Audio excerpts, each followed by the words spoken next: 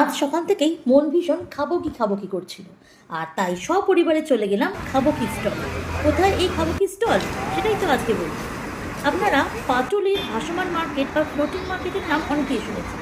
সেই মার্কেট তো প্রায় শেষ বললেই চলে, কিন্তু তার বাইরেই এইরকম বিভিন্ন জিনিসের পসরা সাজিয়ে প্রচুর স্টল লাগে, আর বিকেলে এই পরিবেশটা একদম জমে ক্ষীর হয়ে যায়।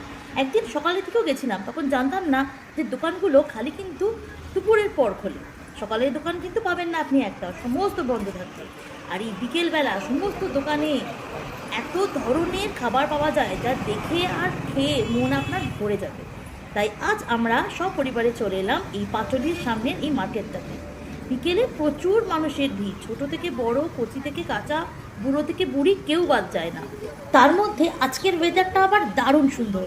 আকাশে পুরো মেঘ করে এসেছে, দারুণ সুন্দর একটা ঠান্ডা ঠান্ডা হাওয়া দিচ্ছে। প্রচণ্ড গরমে হাঁপিয়ে উঠেছিল মন প্রাণ, তার মধ্যে এরকম সুন্দর ওয়েদার আর সামনে জিভে জল আনা এত ধরনের খাবার একই জায়গায়, জীবন এর থেকে বেশি আর কি চায়। এবং প্রতিটা দোকানের নামও কিন্তু ভীষণ ইন্টারেস্টিং। কারোর নাম খাবো কি, তো কারোর নাম বৈঠকখানা, কেউ বা আবার জিভে জল। এছাড়াও আছে Kolkata canvas, Dakshini, cafe positive, momo man, Tentul Jol, আহ্লাদে আটখানা, আরও অনেক কিছু। একটা চায়ের স্টলও আছে যার নাম নচিকেতা। আমরা প্রথমেই খাবো কি থেকে একটা ভেটকি ফিশ ফ্রাই আর একটা চিকেন মালাই টিক্কা অর্ডার করলাম, এবং তারপরে বৈঠকখানা থেকে একটা এগ চাউমিন আর একটা চিকেন মালাই টিক্কা নিয়ে নিই। চিকেন মালাই টিক্কার দাম বৈঠকখানাতে একটু বেশি খাবো কির থেকে, তাই ভাবলাম দুটোই টেস্ট করে দেখা যাক কোনটা বেশি ভালো। প্রথমেই হাতে চলে এলো খাবো কির ভেটকি ফিশ ফ্রাই আর বৈঠকখানা থেকে এগ চাউমিন। এরপর টেস্ট করব বৈঠকখানার চিকেন মালাই টিক্কা, উপর দিয়ে একদম বেশি করে মালাই দেওয়া, আর এদের এগ চাউমিনটাও দারুণ টেস্টি। আজকের এই খাওয়া দাওয়া পর্বে শেষ পর্বে এসে গেছে খাবো কি চিকেন মালাই টিক্কা।